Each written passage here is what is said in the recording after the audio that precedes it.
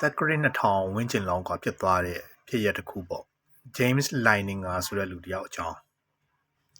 သူ့အကြောင်းကအရင်နာမည်ကြီးသွားတယ်ဒီမှတ်တမ်းရုပ်ရှင်တွေအနေနဲ့လည်း YouTube မှာရှာပြီးတော့ကြည့်ရင်ရှိတယ်အဲ့ဒီ James Leininger လို့ပြောတဲ့ကောင်လေးကသူ့စကားပြောတတ်စအရွယ်တွေကစပြီးတော့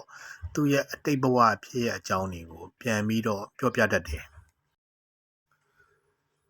အဲ့ဒီကောင်လေးအသက်2နှစ်လောက်မှစပြီးတော့အိမ်မက်ဆိုးတွေသူစမှတ်လာတယ်သူရောင်ပြီးတော့អော်တယ်မီးတွေလောင်နေပြီရေတွေကိုမြင်ရတယ်အထက်ကထွက်လို့မရတော့ဘူး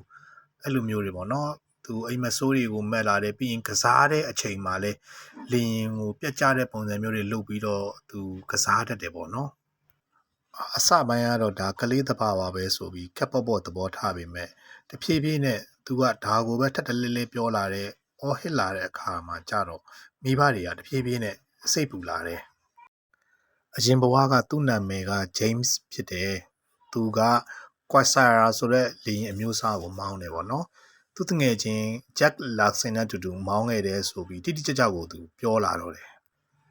ဒီလောက်တိကျတဲ့အကြောင်းအရာတွေကသူ့ကျောင်းကနေပဲဖြစ်ဖြစ်သူတငယ်ချင်းနေစီကပဲဖြစ်ဖြစ်တဆင့်ကြားပြီးတော့သိနိုင်တဲ့အကြောင်းအရာမျိုးမဟုတ်ဘူးလေ